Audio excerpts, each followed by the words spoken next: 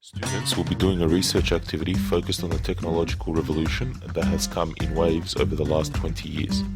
They will be asked to research a specific impact technology has had on their family and friends over the last 10 years and then compare it on a larger scale of people using previous studies that may have been done. So, how does this activity allow us to accomplish all three of our goals?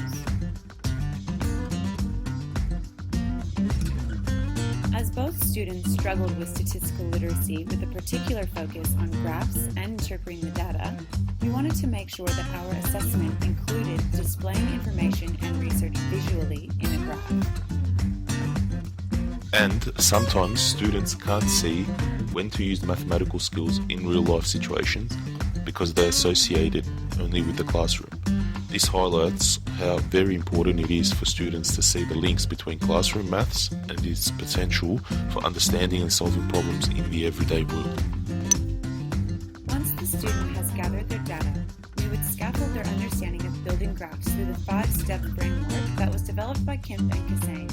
You don't necessarily need to show this table to your students, but it does provide a fantastic resource with the steps, process, and questions that should help to develop a student's understanding of graphs and tables. Then we would work to build this into the inference gap that was highlighted in the testing. We as teachers would outline to the students the meaning of graphs and related information and what inferences can be made from the data presented. Students looking at a number of resources would also help eliminate premature closure to a question or inference and have students analysing information much more critically to make inferences based on it and interrelating the information. Finding the related statistical data would have students looking at the context of the information they are researching. The focus of this research leaves flexibility for the student to use inquiry-based learning to guide which use or application of technology they would like to research amongst their family and friends and then compare on a larger scale.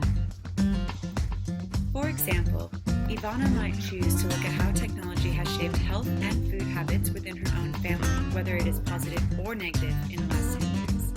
Then she would look at this in both a micro and macro comparison, using graphs and various statistics to highlight this information and then proceed to make inferences as to how the data correlates with her findings. Lily, on the other hand, may choose to research how technology has helped her family friend and then compare it to how it has helped other people who have also suffered from serious spinal injuries. This incorporation of their interests can prove engaging and also empower students by developing their own analysis of information.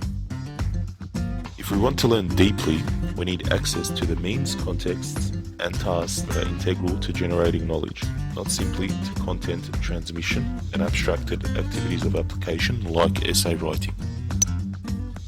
This activity would be used to then continue and link in to students exploring the Industrial Revolution and how technology in the modern world has been shaped as a result of the turbulence of the era, having students look at the impact such advances had on society in the period from 1750 to 1914.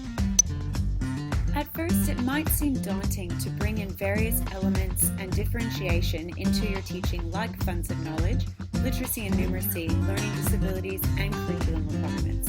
But really, when you maintain student context, flexibility, and formative assessment in your practice, you will find that these opportunities will begin to present themselves.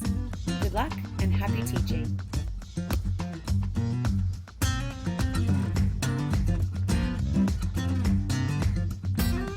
If anything has inspired you or has triggered your own research bug, please check out these great resources that we've used as well.